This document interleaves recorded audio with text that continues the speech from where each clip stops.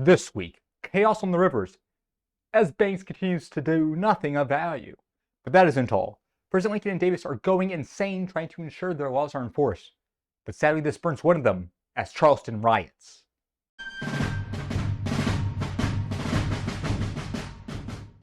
The first day is full of adventure, with the most boring thing to start us off. Lieutenant General Ulysses S. Grant rides to Major General Meade and takes up his headquarters in the Army of the Potomac, much to Meade's chagrin. He is engaged in his squabbling with Sickles and is currently losing. Now let's see executives having to deal with the tedious but essential bureaucracy. By now we are all familiar with President Lincoln's amnesty proclamation. Take an oath, don't rebel, you're back in.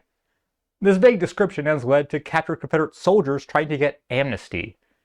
Lincoln states explicitly that this order is only for those free and who voluntarily come forward. With that done, let us move to President Davis, who is pulling his hair out. He has recently clamped down on blockade runners and maritime trade, which has brought him into conflict with North Carolina and South Carolina.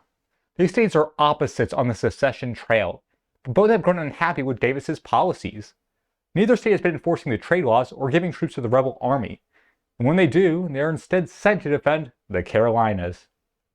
You would think being the commander-in-chief would mean unlimited power, but they are forced to engage in the same give and take as us all. Let us now look at the riot of Charleston. You might think this is the end of South Carolina after Davis, but no, we're talking about Charleston, Illinois. How do you like that bait and switch? There's always been tension between the Copperheads and Union soldiers. The anti-war Democrats have recently been becoming more violent, though luckily no blood has been shed. Until now. Charleston is in Coles County, full of farmers and planters, many of whom support slavery and secession. They aren't unanimous, of course. Several men of the 54th Illinois Infantry are marching to Madison and have stopped at their homes. They're none too pleased with these traitor supporters. In response, the Democratic Party plans a rally of about 40 to 50 men. In anticipating violence, they store guns and other weapons in preparation. Suddenly, one Democrat realizes that firing on soldiers might be the worst political decision possible in the history of mankind, and tries to disperse the crowd. As the two sides try to get past each other, there is pushing and shoving, and then bang! Many of the soldiers are unarmed, but some have rifles. The Democrats run to their guns, and some pull out their revolvers. Through the chaos, 100 bullets fly. Despite only lasting a few moments, 9 people died and 12 were badly wounded. The Copperheads run to the hills. For the next day, 600 armed Union soldiers show up in Charleston and for good measure Madden. The Copperheads have misstepped. No one bats an eye when 50 men are interrogated and 29 are arrested for the riot. Charleston no longer split, but fully backs Lincoln. Though, in the more rural areas, the seeds of the Democrats grow deep. Let us end this week with everyone's favorite circus, the Red River campaign. General Nathaniel Wait, I'm in charge, Banks is in Alexandria, but cannot make significant moves, just reconnoitering in the area. His army is exhausted and his ships can barely sail. This gives time for Lieutenant General Richard Taylor to round up his rebels, and on the 29th, they set fire to 10 miles of cotton fields. The Union will not be able to capture this bounty. Then there's the second part of this expedition, Camden. General Frederick Steele is marching to the Army of the Gulf's aid. His cavalry under Colonel Powell Clayton, a well-respected commander from not only his men, but also the rebels, is in advance of the Central Union force. At a bridge, he leaves behind 525 men under Lieutenant Marks to guard said bridge. Clayton then races forward, capturing Confederate stragglers, who tells him of a large supply train. With enthusiasm and saber in hand, the rebels are taken by surprise. 287 men, 300 horses captured, 39 wagons burned, and 200 small arms destroyed. To return to Lieutenant Marks, on the 30th, his pickets report that a massive 1,500 Confederate cavalry force is closing in on him. These pickets then hold up the Confederate cavalry for 2 hours before giving ground. Undaunted and unintelligent, the secessionist equestrians charge the main line and are brutally repulsed. Thinking themselves safe, they turn tail and fall back. The Federals charge from their position. For 12 miles they pursue the Confederates, who run with their tails between their legs. They lost 2 killed and 2 missing.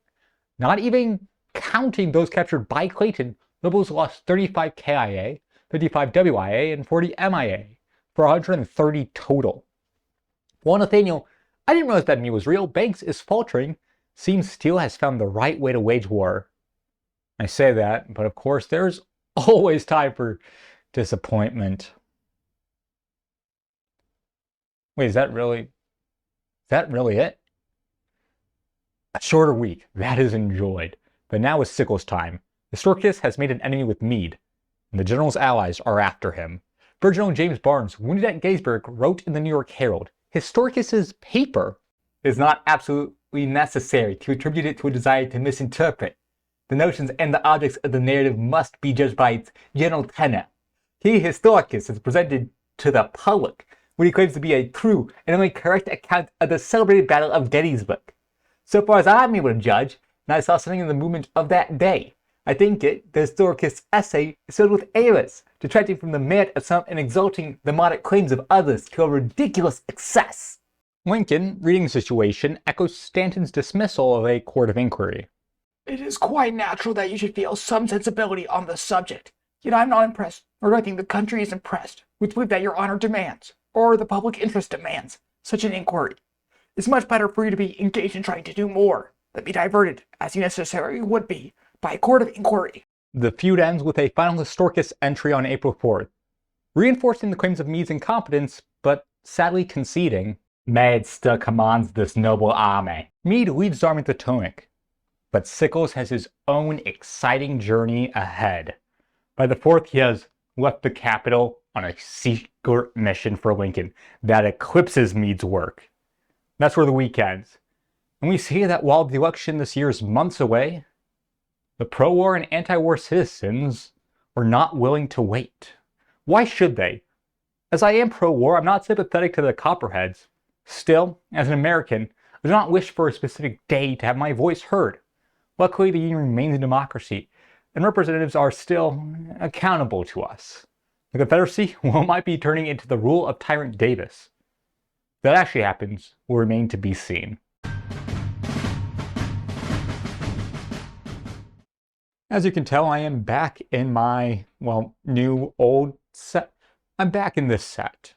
But I just want to thank everyone for sticking with me through the St. Louis saga, through the Annapolis saga, through the Chicago saga.